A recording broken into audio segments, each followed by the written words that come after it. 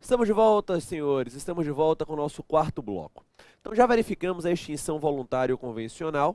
Avanço agora à modalidade administrativa. Percebam, nós vimos nas nossas aulas anteriores, em especial na aula passada, que em algumas situações específicas, excepcionais, a pessoa jurídica, antes do registro civil, haverá de ter uma aprovação ou autorização do Poder Executivo. Nós verificamos isto quando vimos lá o tema aquisição da personalidade jurídica, da pessoa jurídica, lá no artigo 45 do Código Civil. Ele deu até exemplo de instituição financeira, trabalhei com exemplo com seguradoras, né? Pois bem, em algumas situações, estas aprovações, estas autorizações, elas necessitam ser renovadas, tá? Elas necessitam ser renovadas de tempos em tempos. Imaginem vocês que uma determinada pessoa jurídica obteve a autorização, fez o registro civil, começou a funcionar, mas depois não obteve a renovação. Neste caso, você estará diante de uma extinção administrativa. Artigo 45 do Código Civil, porque cairá, tendo em vista a impossibilidade da renovação da autorização ou aprovação estatal. Terceira modalidade, vem comigo na tela, extinção judicial. Extinção judicial, o nome já é autoexplicativo, né? É aquela que se dará através de uma decisão do juiz, não é verdade? E aqui também temos um exemplo visto em aula. Quando estudamos a aquisição da personalidade jurídica da pessoa jurídica, vimos no artigo 45, parágrafo único, a existência de um prazo decadencial de 3 anos, para que você ajuize uma ação visando anular a constituição da pessoa jurídica por defeito no ato constitutivo respectivo. Está lá, prazo decadencial de 3 anos, temos uma extinção judicial. Então, você vai ajuizar uma ação, o juiz vai declarar a anulação da pessoa jurídica. E temos, por fim, a extinção legal. A extinção legal, ela acontecerá em algumas situações automáticas, previstas na norma. Então, há algumas situações em que o legislador, automaticamente, ele acaba por extinguir a pessoa jurídica, retirar a personalidade jurídica da pessoa jurídica. Exemplo, falecimento de todos os sócios. Ou exemplo, hipótese em que fique um único sócio e haja vedação para que aquela sociedade seja unipessoal e em 180 dias este sócio não coloque ninguém no contrato social. Então, são situações em que você verificará uma extinção automática. Ok? Vencemos o tema, então, pessoa jurídica, né? Estudamos já a introdução ao direito civil, a pessoa física, a pessoa jurídica. É hora agora de adentrarmos em um outro assunto, que são os direitos da personalidade. É o nosso quarto tema aí, direitos da personalidade. Vou começar aqui com a breve introdução e conceito. Durante largo período histórico, acreditava-se que a pessoa seria o centro do direito civil. Você acreditou nisso? Eu dizia, durante largo período histórico. O próprio professor Orlando Gomes, em suas excelentes obras, chega a afirmar que a pessoa é o centro do direito civil, pois é a pessoa que contrata, é a pessoa que forma família, é a pessoa que vem a falecer e será, então, objeto de uma sucessão, é a pessoa que é proprietária e assim por diante. Acontece que, com a evolução do direito, descobrimos que, apesar da pessoa ser extremamente importante para o direito civil, não há dúvidas, tão importante quanto ela é o seu conteúdo, a sua personalidade jurídica. Então, tão importante quanto a pessoa, eu dizia, é o seu conteúdo, é a sua personalidade jurídica.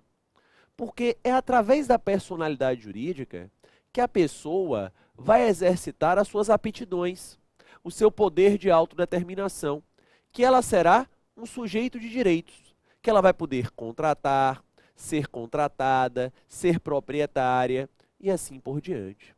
Então, tão importante quanto a pessoa é o seu conteúdo, é a sua personalidade jurídica estudada aulas atrás, que é a aptidão genérica de titularizar direitos e contrair deveres na ordem civil. Pois bem, ocorre que, com o avançar novamente da história, descobrimos que não adianta apenas dar personalidade jurídica a alguém. Não, não adianta. Não adianta apenas você dizer que João tem personalidade jurídica, que Caio tem personalidade jurídica, que Maria tem personalidade jurídica. Isso não basta. Porque durante a Segunda Grande Guerra Mundial, os judeus, em tese, tinham personalidade jurídica e nem por isso foram lá poupados do Holocausto. Então não adianta apenas você dizer que o cidadão tem personalidade jurídica se você não ofertar a este cidadão um mecanismo de defesa, um mecanismo de tutela. Passamos a descobrir que a personalidade jurídica, um bem tão valioso, um bem tão supremo, demanda proteção, demanda tutela.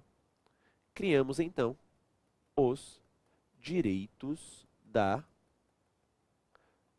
personalidade. Criamos, então, os direitos da personalidade. O que são os direitos da personalidade? Direitos da personalidade traduzem um arcabouço jurídico, um arcabouço de direitos, cujo objetivo é proteger a personalidade jurídica de alguém, de um sujeito. Então, os direitos da personalidade traduzem um arcabouço de direitos, um arcabouço de situações, cujo objetivo é promover, proteger a personalidade de um sujeito. São qualidades essenciais relativas à pessoa. Qualidades essenciais relativas à pessoa que conferem a ela garantias fundamentais de proteção. Garantias fundamentais de proteção para que ela tenha o livre e regular exercício da sua personalidade jurídica.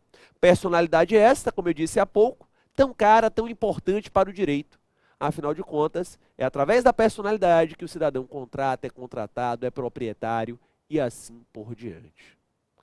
Nos dias de hoje, o conceito de direitos da personalidade costuma ser concretizado através de inter-relação. Nós relacionamos direitos e garantias fundamentais com direitos da personalidade e dignidade da pessoa humana. Então, nós correlacionamos direitos e garantias fundamentais com direitos da personalidade e dignidade da pessoa humana. Eu dizia, o conceito destes direitos da personalidade, dessas garantias essenciais, elementares, deferidas à pessoa, é um conceito dado em inter-relação, fazendo uma correlação dos direitos e garantias fundamentais com os direitos da personalidade e a dignidade da pessoa humana. Eu vou começar fazendo uma correlação dos direitos e garantias fundamentais e os direitos da personalidade. Uma correlação do direito constitucional com o direito civil. O direito civil e o direito constitucional que andam de mãos dadas, muito próximos em várias situações, havendo até uma escola do direito civil, que é chamada de Escola do Direito Civil Constitucional. Escola do Direito Civil Constitucional que trabalha justamente com a constitucionalização do nosso direito civil. Pois bem, se você vai na Constituição Federal, você verifica que os direitos e garantias fundamentais estão previstos lá no seu artigo 5º. O artigo 5º da Constituição Federal de 88 prevê, de forma bem dilatada, né, e de forma principal, os direitos e garantias fundamentais. Já os direitos da personalidade estão tratados no Código Civil entre os artigos 11 a 21.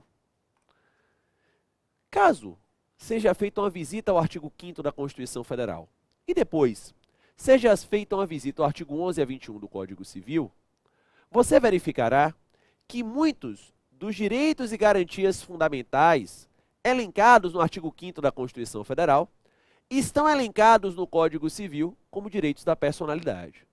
Eu vou lhe dar aqui dois exemplos, imagem e privacidade.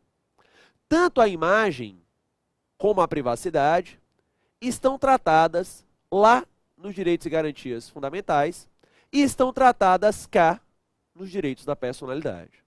Tanto a imagem, eu dizia, como a privacidade. Então você verifica essa íntima relação. Autores, como o professor Gustavo Tepedino, da UERJ, do Rio de Janeiro, afirmam, portanto, que os direitos da personalidade acabam por ser um reflexo infraconstitucional dos direitos e garantias fundamentais. Então temos os direitos e garantias fundamentais e temos como este reflexo infraconstitucional os direitos da personalidade. De fato, para muitos, o legislador civilista, ao regular os direitos da personalidade, acabou sendo um engenheiro de obras prontas. Um engenheiro de obras prontas, porque estava tudo pronto lá, com os direitos e garantias fundamentais, e cá ele apenas reconstruiu estas ideias dentro do Código Civil. Mas percebam, senhores, o seguinte, volta comigo na tela. Os direitos e garantias fundamentais defendem os estudiosos do direito constitucional, se submetem a um rol exemplificativo. Artigo 5º, parágrafo 2º da Constituição Federal. Então estão lá como rol exemplificativo. Afinal de contas, o Constituinte nos informa que a relação de direitos e garantias fundamentais estabelecidas na Constituição Federal não excluirá outros direitos e garantias fundamentais decorrentes de tratados e de acordos internacionais. Tá bom. Os direitos da personalidade estão lá no artigo 11 a 21 do Código Civil. E aqui eu lhe questiono, será que esses direitos da personalidade lá do Código Civil se submetem também a uma enumeração exemplificativa, como direitos e garantias fundamentais, ou estaríamos diante de uma enumeração taxativa no Código Civil? É uma excelente dúvida, uma excelente pergunta. Para a maioria esmagadora da doutrina, e o raciocínio aqui é lógico, como os direitos da personalidade são reflexo infraconstitucional dos direitos e garantias fundamentais, esses direitos da personalidade também se submetem a um rol exemplificativo. Claro. Se eu tenho direitos da personalidade no Código Civil, refletindo os direitos e garantias fundamentais da Constituição Federal, esses direitos da personalidade também se submetem a um rol exemplificativo. Lógico. Claro. Mas, gente, se direito e garantia fundamental tem rol exemplificativo por texto expresso na Constituição Federal, se os direitos da personalidade, que são reflexo, por paralelo, também tem rol exemplificativo, temos que nos questionar qual é o objetivo deste rol exemplificativo. Qual será a bússola? Qual será o norte deste rol exemplificativo? E a bússola, o norte deste rol exemplificativo, será justamente a busca da promoção da dignidade da pessoa humana. Será justamente a busca da promoção da dignidade da pessoa humana. Artigo 1º, inciso 3 da Constituição Federal. Dignidade da pessoa humana, que é o grande fundamento, né? É o grande fundamento, é o grande início e fim de qualquer modelo interpretativo hermenêutico nos dias de hoje. O direito civil e o direito como um todo foi funcionalizado e nós enxergamos as relações em prol do indivíduo, em prol da sua dignidade. Tá bom. Mas, Luciano, dentro dessa tese, então, e para comprovarmos essa tese, né, poderíamos citar, então, quais direitos da personalidade existentes que não estão tratados no Código Civil? É porque se o Código Civil trabalha com o rol exemplificativo, eu tenho que citar aqui exemplos de direitos da personalidade que não estão lá elencados no Código Civil. E há, efetivamente, exemplos.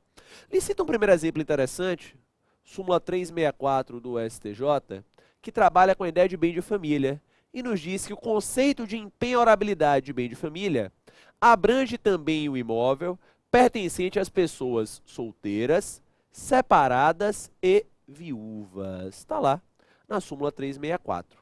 Solteiras, separadas e viúvas é o que nós estamos a chamar ultimamente aí de single family. Algumas pessoas chamam de single family.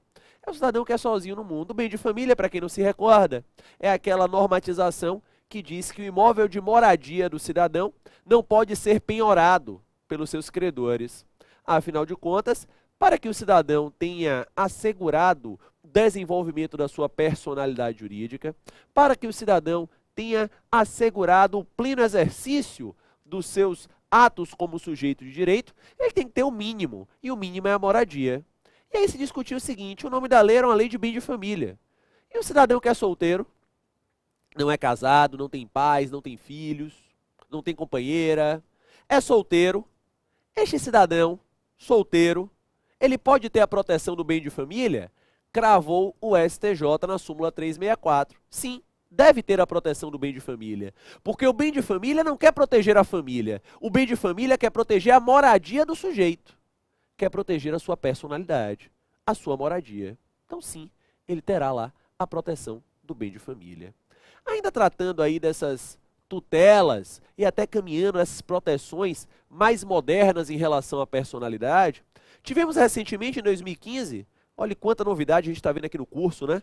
Quantas leis de 2015, o advento da Lei 13.185, que é a lei a qual institui o Programa de Combate à Intimidação Sistêmica. Intimidação sistêmica que nós chamamos de bullying. Então, institui aí o combate à intimidação sistêmica, que é o chamado bullying. É o chamado bullying. Essa norma, ela conceitua o bullying, olha lá, artigo 1º, parágrafo 1º da lei, como todo ato de violência física ou psicológica, intencional e repetitivo, que ocorre sem motivação evidente, praticado por indivíduo ou grupo contra uma ou mais pessoas, com o objetivo de intimidá-lo, agredi-lo, causando dor ou angústia à vítima, em uma relação de desequilíbrio de poder entre as partes envolvidas. Tá aí. Você tem esta intimidação, seja física, seja psicológica, decorra, senhores, de questões relativas a insultos pessoais, comentários sistemáticos, apelidos pejorativos, tá tudo na lei, grafite pejorativo, enfim, a lei regula até o cyberbullying. Cyberbullying, aquele praticado na rede mundial de computadores, objetivando depreciar, incitar a violência, adulterar fotos e dados pessoais, com o intuito de criar meios de constrangimento psicossocial. Perfeito. A lei trata aí dessa questão da intimidação sistêmica. Você pode perguntar, professor, e a lei ela traz punições para aquele que pratica o bullying? Não. O grande objetivo dessa norma não é punir. O objetivo da norma é prevenir. É criar um programa de prevenção, capacitando docentes, equipes pedagógicas, ações de discussão, prevenção, orientação e solução do problema, implementando e disseminando campanhas de educação, conscientização, informação, assistência psicológica e social, assistência jurídica e assim por diante. O objetivo da norma, eu dizia, é prevenir. Impõe essa prevenção inclusive, na rede de ensino, em programas de governo e assim por diante. Vejam vocês que prevenir o bullying nada mais é do que promover a personalidade. Afinal de contas, o cidadão, para ter um desenvolvimento saudável, um exercício das suas prerrogativas da personalidade, para que efetivamente atue como cidadão, como sujeito de direito, obviamente ele não pode ser depreciado de forma psicossocial desta maneira. Quanto às penalidades relativas ao bullying, a norma de fato não precisaria tratar, porque nós já temos regramento geral no Código Civil apto a dar jeito, né? Nós temos indenização por danos materiais, indenização por danos morais e assim por diante. Por tudo isso, os direitos da personalidade hoje, vide exemplo, bem de família, vide exemplo, lei de bullying, os direitos da personalidade, nos dias de hoje, se submete a um rol de exemplos. Um rol de exemplos teleguiado pela dignidade da pessoa humana. Então, teleguiados aí pela dignidade da pessoa humana, merecendo ponderações nos casos concretos. E assim posiciona-se o enunciado 274 do CJF. Direitos da personalidade são exemplificativos por causa da cláusula geral, faltou um Lzinho aqui, ó, opa, da dignidade da pessoa humana e são ponderados. Pronto. Este é o atual conceito dos direitos da personalidade. Direitos da personalidade como reflexo dos direitos e garantias fundamentais, atrelados a um rol exemplificativo e cujo objetivo é a promoção da dignidade da pessoa humana. Ok? Mas vem cá, quais são as características destes direitos da personalidade? O artigo 11 do Código Civil, de forma extremamente tímida e econômica, então o artigo 11 do Código Civil, de forma tímida, de forma econômica, trabalha com o rol das características dos direitos da personalidade. Está lá, no artigo 11. O artigo 11 nos diz que são intransmissíveis, são irrenunciáveis e não pode o seu exercício sofrer limitação voluntária. Diz a doutrina, são indisponíveis. Então, são intransmissíveis, são irrenunciáveis e não pode o seu exercício sofrer limitação voluntária. São indisponíveis. O artigo 11, muito sintético, muito econômico, trouxe apenas 3 características lá dos direitos da personalidade. Trouxe apenas essas 3 características dos direitos da personalidade. Nos disse aqui ainda que não são características absolutas. Não, não são características absolutas. São características relativas. Porque o início da redação do artigo nos diz, com exceção aos casos previstos em lei. Então, não são características absolutas, são relativas. Então, os direitos da personalidade são intransmissíveis, são irrenunciáveis, o seu exercício não pode sofrer limitação voluntária, são características, eu dizia, relativas, porque possuem exceções previstas na norma. A doutrina, porém, ao olhar para o artigo 11 do Código Civil, como já dito há pouco, afirma que este artigo foi muito sintético, que este artigo foi muito econômico, e a doutrina, então, alarga, dilata as características dos direitos da personalidade, acoplando ao artigo 11 novas e outras características. Nós iremos, a partir de então, a partir de agora, analisar as características previstas no artigo 11 do Código Civil, mas também aquelas características veiculadas pela doutrina, de maneira que você tenha aí um amplo conhecimento em relação ao tema.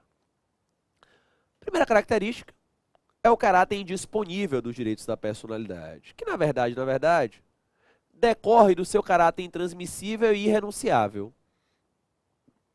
Se os direitos da personalidade são intransmissíveis, se os direitos da personalidade são irrenunciáveis, obviamente, eles não admitem disposição. Obviamente, eles são indisponíveis. Perfeito. Mas vem cá, não admitir disposição, não admitir limitação voluntária, significa afirmar que eu não poderei jamais ceder o meu direito da personalidade, fazer, por exemplo, uma sessão de imagem, como eu estou aqui a fazer agora, fazer, por exemplo, uma sessão de nome. Será? Como você viu comigo há pouco, o próprio artigo 11 do Código Civil nos diz que as características não são absolutas, que elas têm exceções previstas na lei. E, excepcionalmente, os direitos da personalidade admitem sim, restrição voluntária. Seguramente, admitem sim restrição voluntária. O enunciado de número 4 do Conselho da Justiça Federal, CJF, tratando sobre o assunto, afirma que o exercício dos direitos da personalidade pode sofrer limitação voluntária, desde que não seja permanente nem geral. Leia-se, se for transitória e específica. Se for transitória e for específica, é plenamente viável, é plenamente possível que haja aí sim, eu dizia, este abrandamento, esta mitigação e a possibilidade de você fazer uma disposição. Por exemplo, eu estou aqui, neste exato momento, a fazer a disposição de um direito da personalidade, que é a disposição do meu direito à imagem. O faço de forma transitória, 4 blocos entre 30 e 35 minutos, e o faço de forma específica para o nosso curso começando do zero. Tá aí. Transitório e específico. Não há nenhum problema. Os limites desta minha disposição, tanto a transitoriedade como a especificidade, haverão inclusive de ser observados. E, acaso violados, ocasionarão direito a ressarcimento, violação à imagem. Lhe trago aqui o famoso caso Maitê Proença. A Maitê Proença, para quem não se recorda, nos idos da década de 90, pousou na revista Playboy. Pousou lá na revista Playboy, a revista Playboy lá obteve 50, 70 fotos, sei lá, da Maitê, obviamente com autorização dela, né? Ela ganhou uma boa bolada de dinheiro, beleza, e ela assinou uma disposição de imagem para a revista Playboy. Revista Playboy, que é uma revista de circulação restrita, né? Tem um público já, em tese, com mais de 18 anos de idade, ela fica ensacada na banca de jornal, não pode ficar exposta à vista. Você não chega em seu prédio e encontra lá na mesa do seu porteiro um bolo de Playboys, não é verdade? Tem uma circulação, eu dizia, restrita. Ok, a Maitê fez lá a disposição, vida que segue. Tempos depois, um jornal do mesmo grupo econômico da Playboy queria publicar uma reportagem sobre a Maitê. E como esse jornal não encontrou nenhuma foto recente da Maitê, resolveu ir no portfólio da Playboy e pegar uma das fotos obtidas para a Playboy que não tinha sido utilizada. E aí pegou lá uma das fotos obtidas para a Playboy que não tinha sido utilizada e botou no jornal. Professor, a Maitê estava nua? Estava, mas não era o nu frontal. E aí veiculou a foto. A Maitê não gostou. Ajuizou uma ação contra o jornal por violação da imagem. Tese dela: eu fiz uma disposição de imagem transitória e específica para a edição tal da Playboy. Não permiti, em nenhum momento, que minha imagem fosse utilizada para outros meios de comunicação. O jornal, diferentemente da Playboy, tem circulação livre, né? Você chega em um determinado prédio, eu dizia, seu porteiro está lá com um bolo de jornais. Você chega aqui na recepção do SES, tem jornal para você. Dá uma lida. Então tem circulação livre. Eu não queria isso, dizia ela. Eu quero indenização por quebra da especificidade e quebra da transitoriedade. E ela ganhou lá no STJ. O curioso, para não dizer trágico, foi um voto de um desembargador carioca que à época entendeu minoritariamente que não haveria violação à imagem, por se tratar de imagem linda e exuberante, né? Gente, a violação da imagem não diz respeito à beleza da imagem, até mesmo porque o conceito de beleza é relativo, ok? Pouco importa se a imagem é bonita ou não é, o que importa é que ela fez uma disposição específica e transitória e violaram esta disposição em um banco privado de uma empresa para ventilar essa imagem em uma outra publicação. E isto não se pode admitir. Maitê, então, recebeu lá o seu dinheiro. Professor, eu ouvi dizer que Ronaldo Fenômeno, lá o gordinho, né? Aquele que não difere meninos de meninas, né? Lembra lá que ele passou 3 horas no motel, enfim. Ronaldo, o Fenômeno, eu ouvi dizer que ele tem um contrato de disposição da imagem com a Nike vitalício. Vitalício, professor. Tem um contrato vitalício com a Nike lá, né? A vida inteira lá, de exposição da imagem. Pode? No Brasil não pode, porque no Brasil não pode ser permanente. No Brasil não pode ser permanente. No Brasil ele pode fazer contratos sucessivos. E renovando de tempos em tempos, como atores da Rede Globo, né? Fazem lá 5 anos, aí depois renovam por mais 5, renovam por mais 5, não tem problema nenhum. Mas vitalício desde cara permanente, não pode não. Se ele fez fora do Brasil, aí teremos que verificar o respectivo regramento no respectivo país. Mas aqui no Brasil, não é possível. Gente, vou parar por aqui hoje. Na aula que vem, eu irei retornar da segunda característica. Os direitos da personalidade são absolutos. Vamos questionar essa característica na aula que vem e debater sobre isso, tá? Para você aí de casa, lembre-se de fazer o dever de casa lá, de pessoa jurídica, tá? Do tema pessoas. Vai resolvendo o dever de casa, qualquer coisa, me manda a sua dúvida. Nós temos um canal oficial de comunicação que é o Sua Mensagem. Eu diariamente entro lá no Sua Mensagem, esclareço as dúvidas dos colegas que me enviam. Claro, eu só sou um, né? Às vezes o volume de dúvidas é grande, demora um bocadinho, mas eu sempre esclareço essas dúvidas aí dos colegas que me enviam lá no Sua Mensagem. É para mim um motivo de grande alegria.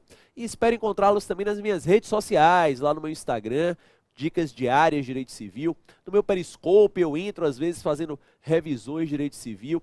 Lá no Facebook, notícias de vinda de livro, promoções, sorteios, enfim, é um espaço aberto para a nossa comunicação. Um beijo grande no seu coração. Espero que tenham gostado do encontro de hoje e espero revê-los em breve. Até mais.